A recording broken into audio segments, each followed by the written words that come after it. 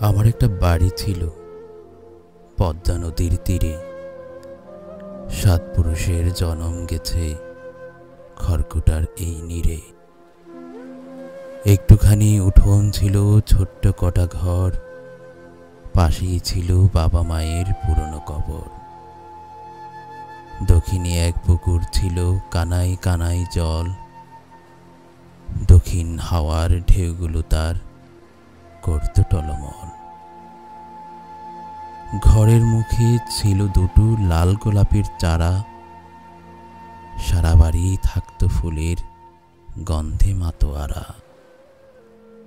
লাল পুঁয়ের এক মাচা ছিল আঙিনার এক পাশে। পুঁয়ের ডগা দুলত সেথায় দক্ষিণা বাতাসে। তাজমহলের রূপ ছিল মোর সবুজ শ্যামল নীড়ে। আসতে যেতে পথের পথিক চাইতো ফিরে ফিরে। এই বাড়িতেই তেমনই সুখী যাচ্ছিল দিন কেটে। যেমন সুখী শিশুরা সব ঘুমায় মায়ের পেটে। আমার এই সুখ সইল না ওই পদ্মা নদীর প্রাণে। বান ডেকে সেই ঢেউ তুলে মোর বক্ষে আঘাত হানে। ঘর বাড়ি সব ভাসিয়ে নিল, ভাসালো দুই আঁখি। অশ্রু ছাড়া কিছুই সে মোর রাখল না আর বাকি। কাল যেখানে ছিল আমার মাথা গোজার ঠাই, আজ সেখানে জলের খেলা আমার কিছুই নাই। বাপ মা আমার ঘুমিয়েছিল কাল যে মাটির ঘরে, আজ সেখানে নদীর পানি রঙ্গে খেলা করে। ৭ পুরুষের স্মৃতির মতন নাইকো কিছুই আর। নদীর জলে ভাসছে তাদের গোর কবরের হাড়। নদীর জলে হাড় পেলে কেউ বক্ষে তুলে নিও। গোর হারা মোর মায়েরে আবার দাফন করে দিও।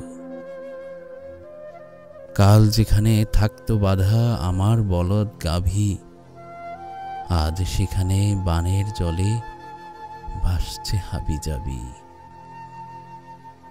তাদের সাথে যদিও আমার রক্ত বাঁধন নাই, তবুও ওরা ছিল আমার ভগ্নী এবং ভাই।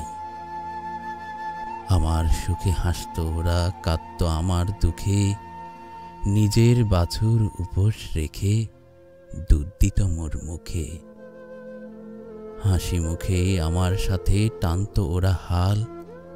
ভাইয়ের মতোই সঙ্গ দিয়ে আসছে চিরকাল। আমার এই সুখ হয়নি হজম পদ্মা নদীর চোখে। আঘাত করে আমাদের এই ভাই বাদনের বুকে। হঠাৎ দেখি তার আঘাতে উঠোন গেছে ফেটে। প্রাণ বাঁচাতে দিলাম ওদের গলার দড়ি কেটে।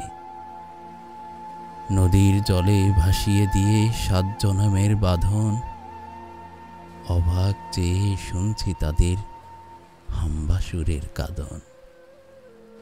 বিদায় কাঁদন কান্দে ওরা আমার দিকে চাহি। আমিও কাঁদি, কান্না ছাড়া কিছু করার নাহি। জানি না আজ কোথায় ওরা মরল নাকি আছে। কোথায় পাবো তাদের খবর, শুধাই বা কার কাছে। নদীর জলে পাও যদি কেউ ৩টি বলদ গায়, বুঝে নিও এরাই আমার হারানো বোন ভাই। বিনয় করে বলছি তোমার পা জড়িয়ে ধরে, একটু তাদের থাকতে দিও তোমার গোয়াল ঘরে।